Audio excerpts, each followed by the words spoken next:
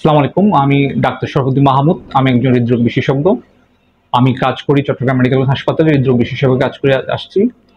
আমি চেম্বার করি চট্টগ্রামে বেলভি হাসপাতাল ও সাজিদ হাসপাতালে, এবং আমি এখানে বারুরহাটে নিয়মিত চেম্বার করছি, বারুরহাট নাইটিঙ্গেল ডায়াগনস্টিক সেন্টারে। আমি মূলত হৃদরোগ, উচ্চ রক্তচাপ, ডায়াবেটিস, রক্তচর্বি জন্মা, হাইপারটেনশন এসব রোগের রোগী দেখে থাকি এবং চিকিৎসা করে থাকি।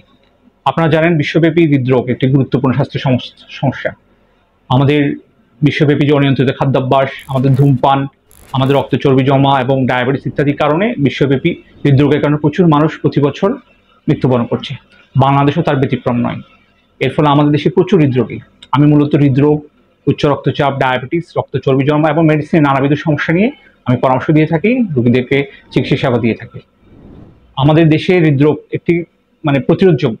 আমরা যদি হৃদরোগ নিয়ে সচেতন হই, রক্তের চর্বির মাত্রা নিয়ন্ত্রণ রাখি, ডায়াবেটিস নিয়ন্ত্রণ রাখি, আমাদের স্বাস্থ্যকর জীবনযাপন পালন করি, ধূমপান নিয়ন্ত্রণ করি, এসব কারণে আমরা হৃদরোগ থেকে দূরে থাকতে পারবো। ধন্যবাদ।